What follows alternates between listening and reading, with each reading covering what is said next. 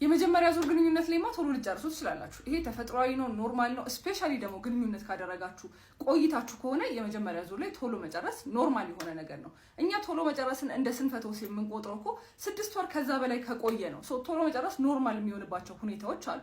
አንደኛ ልክ አዲስ ሚስት እንደጠበሳችሁ ኦር ልክ አዲስ ጓደኛ ከያዛችሁና ነርቨስ ከሆናችሁ የመጀመሪያ ዙር ላይ ቶሎ መጨረስ ኖርማል ነው። የመጀመሪያዎቹ ሳምንታት ራሱ ሊያጋጥም የሚችል ነገር፣ ብልት መቆም ላይ ችግር ራሱ በፍርሃት ምክንያት ሊያጋጥም የሚችል ነገር ነው።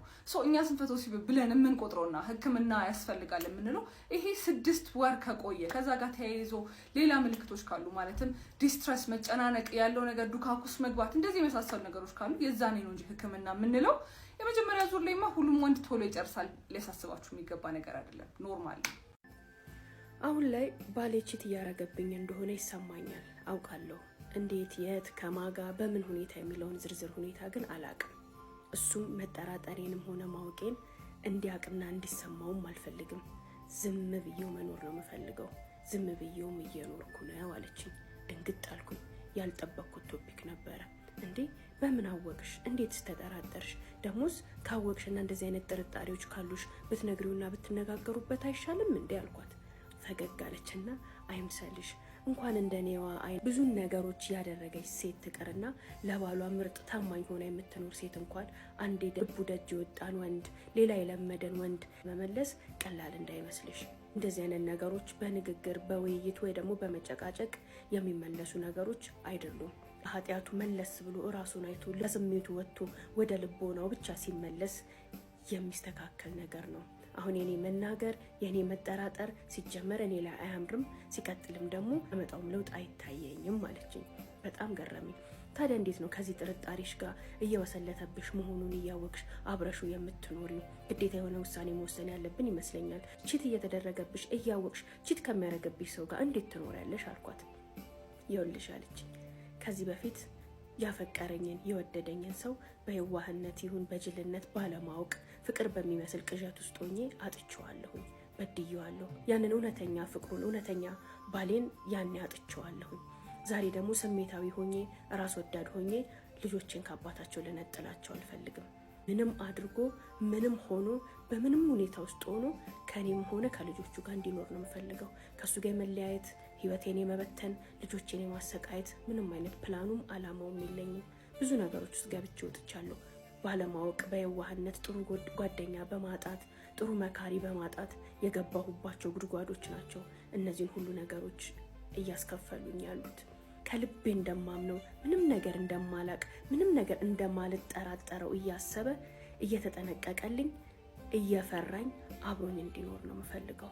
ምናልባት ጥርጣሬን ማወቄን ያሳወቅኩት ቀን ከስተቱ አላወጣውም። ነገር ግን በልብ ውስጥ ተንቄ አውቃለች ከዚህ በኋላ ምንም አታመጣም የሚል መደፋፈር ውስጥ አስገብቼው አብሬው መኖሬ ላይቀር ክብሬን አጠጥቼ እንድኖር የሚያስገድደኝ ስተት እንዳይሆን እፈራለሁ። ስለዚህ ምንም በማልወስንበት ነገር ላይ መናገር አልፈልግም። ሌላው ቀርቶ እሱ ራሱ መጥቶ ተሳስቻለሁ፣ ወድቄያለሁ፣ ዝሙት ሰርቻለሁ ቢለኝ እንኳን አንተ እንደዚህ አይነት ነገር ውስጥ አትወድቅም፣ አንተ ጨዋ ነህ፣ አላምንህም ብዬ ሽምጥጥ ነው የማደርገው። እንኳን ራሴ ሄጄ ልጋፈጠው። በቃ ምንም እንደማላቅ ምንም እንደማልሰማ ምንም እንደማልለማ ሆኜ ዝም ጭጭ ብዬ አብሬው መኖር ብቻ ነው የምፈልገው። ኃጢያቱንም ስራውንም መከታተል አልፈልግም ማለችኝ። በጣም ገረመኝ። ምን አይነት ድፍረት ነው? ምን አይነት የዋህነት ነው? ወይስ ደግሞ ምን አይነት መብሰል ነው? ምን አይነት መሰበር ነው ብዬ የኔም ልብ ተሰበረ። ልንደዋወል ልንገናኝ ቃል ተገባብተን ተለያየን። ከምነግርሽ ከምትጠብቂው ከምታስቢው በላይ የተለየች ሰው ናት። እሱ ያን ሁሉ ነግሮኝ እንኳን እንደዚች አይነት ሴት አልጠበቅኩም ነበር ስለናለች። እንዴት ናቸው? እነዛን 3 ሳምንቶች ከሷ ጋር አሳልፌ ከተመለስኩኝ በኋላ እኔን አልነበርኩም። ከባድ ረብሻ ውስጥ፣ ከባድ ጸጸት ውስጥ፣ ከባድ ግራ መጋባት ውስጥ ገባሁኝ። እሱንም ማጣት ከበደኝ፣ እሷም ደግሞ ከዚህ በላይ መጎዳቷ ከበደኝ። የሆነ መንታ መንገድ ላይ ቆምኩኝ። ከምንም በላይ ደግሞ ያኔም ፍቅር አሳሰበኝ። እውነት ለመናገር በጣም ወድጄዋለሁ። ላጣው ማልፈልገው ሰው፣ ከሱ ቦልድ ከሱ ጋር አብሬው ብኖር በጣም ደስ የሚለኝ ሰው ነው። በጣም መልካም ሰው ነው። የልጅ አባት እንዲሆን የምመኘው አይነት ሰው ነው። ከዛም በላይ ያለንበት ከተማ በጣም ጠባብ ከተማ ናት። ገና ከመኪና ሲወርድ የከሊት ባል መጣ፣ የከሊት ፍቅረኛ መጣ እያለ ነው የአካባቢው ሰው ሁሉ የሚጠቋቆሙበት።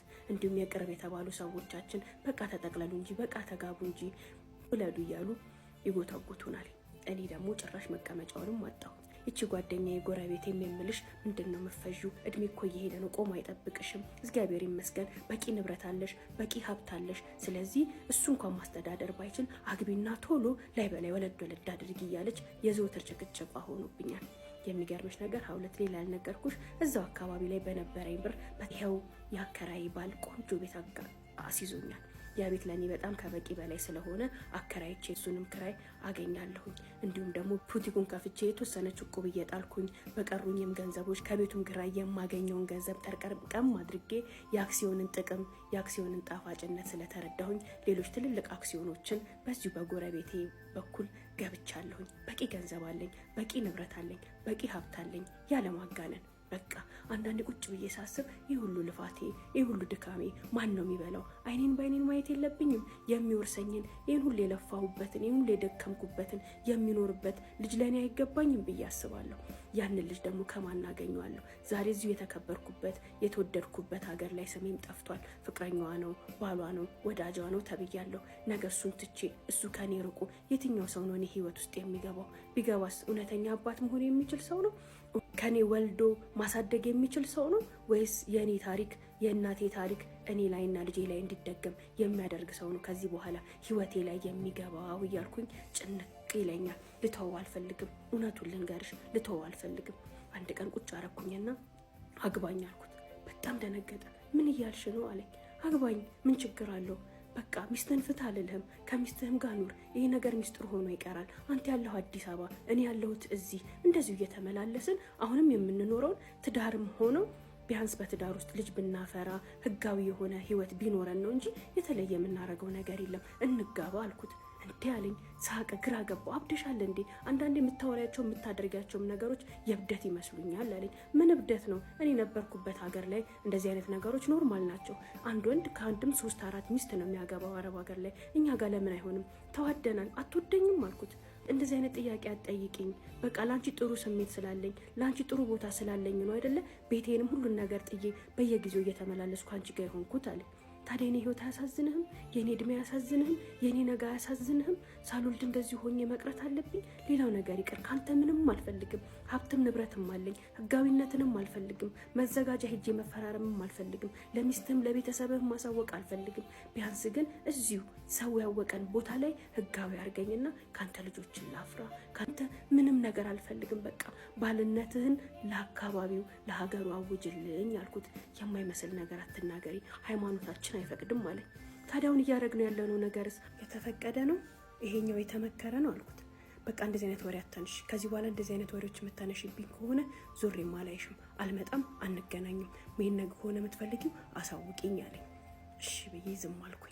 ከዛ ግን ዝም ብዬ አልተኛሁም። አሰብ ጀመርኩኝ። ምን ማድረግ እንዳለብኝ ማውጣት ማውረድ ጀመርኩኝ። የሆነ ቀን ብቻ መርጬ ልደቴ ነው ብዬ አከብራለሁ። ያኔ በዚህ ጊዜ ልደቴ ነው ስለዚህ እና ብዬ ቴክስት አረኩለት። የሚገርምሽ ነገር ከሷ ጋር እንደዋወላለን፣ እንጻጻፋለን፣ እናወራለን። በቼ ነው ሲለኝ በዚህ ቀን አልኩት። በዛን ዕለት ለጣቴ የጋብቻ ቀለበት ገዝቼ እጄ ላይ ያደረኩኝ። ለአካባቢ በጣም ጥቂት ለሚባሉ ቅርብ ለሆኑና ወሬውን አገሩን የሚያዳርሱትን ሰዎች ፈልጌ ቀለበት ላደርግ ነው። በዚህ ቀን ተገኙልኝ። ልደቴም ቀለበቴም ፕሮግራም ነው ብዬ ጠራኋቸው። እሺ አሉ። ባልኩት ቀን መጣ። ግቢው አምሮ የተወሰነ ድግስ አድርጌ የአከራይ ቤተሰቦች አከራይ ቤት አንድ 20-30 ሰው የሚሆን በተገኘበት እሱም ነገ ልደቴ ሊሆን ዛሬ ስጦታዎችን ይዞ መጣ። ሱፍ ገዝቼልሃለሁ፣ የልደቴ ቀንማ ፏ ብለህ ነው አብረኸኝ መዋል ያለብህ አልኩት። እሺ አመሰግናለሁ አለኝ። በየጊዜው ብዙ ስጦታዎችን እሰጠዋለሁኝ። ይህንንም ከኖርማል ስጦታ ውጪ በምንም አላሰበውም። እጄ ላይ የጋብቻ ቀለበት አድርጌያለሁ። እሱንም አላስተዋለውም። አብረን ቆምን፣ ኬክ ቆረስን። ሁሉንም ነገር በየዋህነትና በደግነት ተሞልቶ ነበር እያደረገ ያለው። ያ ቀን አለፈ። ፎቶዎችን ተነሳን። የታደሙ ሰዎች ጠቅላላ የሚያውቁት ቀለበት ማሰራችንን መጋባታችን ነው። እሱ ብቻ ነው ያንን የማያውቀው። ያ ነገር ባለፈ በመነጋታው የአካባቢው ሰው ሁሉ እንኳን ደስ ያለህ እንኳን ደስ ያለህ ይለው ጀመር። ግራ ገባው። ከዛ መጣና ምንድነው አለኝ። ምንድነው አልኩት። ሁሉም ሰው እንኳን ደስ ያለህ እያለኝ ነው አለኝ። አርግዣለሁ አልኩት። በጣም ደነገጠ። ምን አለኝ? አርግዣለሁኝ አልኩት። እና እኔ ሳለቅ የአካባቢው ሰው አወቀ እንዲህ አለኝ። አይ ትላንትና እኮ ቀለበት ነው ያደረግነው ልደት ያልነበረም ብዬው ቁጭ። ከዛ ምን ይፈጠር ይመስልሻል? ሀውለት ሴቶች ስሙኝ፣ ይህ ቪዲዮ ለእናንተ ነው። ሴት ከሆንሽ ይህን ቪዲዮ እንዳትሰልች። ፍቅርሽን አልጋ ላይ ከሚለካ ወንድ ነው በህይወትሽ መራቅ ያለብሽ። ፍቅር በአልጋ አይደለም የሚለካው። ፍቅር አንቺን እስኪያገባሽ ድረስ ያ ወንድ በጠበቀሽ ልክ ነው የዛ ወንድ ፍቅር የሚለካው። ነገር ግን አብረሽኝ ካልተጋደምሽ፣ አብረሽኝ በኃጢአት በዝሙት ካልቆሸሽ ካልወደቀን እያለ የሚጨቀጭቅሽ የሚነዘንዝሽ ከሆነ እህቴ ከዚህ ወንድ ራቂ። ይሄ ወንድ አያፈቅርሽም። ምክንያቱም የሚያፈቅርሽ ወንድ በኃጢአት ጥሎ አልጋ ላይ አጋድሞሽ አይደለም ያንቺን ፍቅር የሚለካው። የሚያፈቅርሽ ወንድ ከፈጣሪሽ አይለይሽም። እሱ የፈጣሪን ትእዛዝ እንድታከብሪ ይጠብቅሻል፣ ይረዳሻል። እህቴ እውነቴን ነው የምልህ፣ ሴት ልጅ ከልቧ አፍቅራህ ከልቧ ወዳህ የጠላች ቀን ግን ቆፍራ ትቀብራለች፣ ያለ ጋቢ ያለ ነጠላ። ፍቅረኛሞች እርስ በርስ የግዴታ መጠያየቅ ያለባቸው ጥያቄዎች ፓርት 2። የመጀመሪያው ነገር ያለምንም ፍርሃትና ያለምንም ጭንቀት ራስህ ጋር መሆን ትችላለህ ወይ ነው። አዎ ይሄ ጥያቄ የሚጠቅመን ከፓርትነራችን ጋር ያለምንም ጭንቀትና ያለምንም ስጋት ያለምንም ጀጅ ያደርገኛል ብለን ሳንፈራ ከሱ ጋር በነፃነት ራሳችንን እንድንሆን ያደርገናል። ይሄም ደግሞ በሪሌሽንሺፕ ውስጥ መኖር ያለበት የመጀመሪያው ነገር ነው፣ ነፃነት። ኤግዛክትሊ። ሁለተኛው ደግሞ ፍቅረኛችንን ምን አይነት ጥያቄ መጠየቅ ያለብን? ባዘንሽ ሰዓት፣ በተከፋሽ ሰዓት፣ ዲፕረስድ በሆንሽ ሰዓት እንዴት አድርጌ ኮምፈርት ላደርግሽ እችላለሁ? ለምሳሌ ብዙ ጊዜ ሰዎች ይሄንን ነገር ሚስ ያደርጉታል። አንዳንድ ጊዜ ተናዳሷ የምትፈልገው በቃ ጀስት እንድታቅፋት ሊሆን ይችላል። አንተ ግን ወዲያው መፍትሄ አምጥተላት እንዲህ ብታረግ እኮ እንዲህ ብናረግ እኮ እንዲህ ብናረስታት እየረዳሃት አይደለም። አንዳንድ ጊዜ ደግሞ ስፔስ ልትፈልግ ትችላለች፣ ላንተም ልክ እንደዛው ማለት። ስለዚህ ሲምፕሊ ከመጨናነቅና አሲዩም ከማድረግ መጠየቅ ይጠቅማል።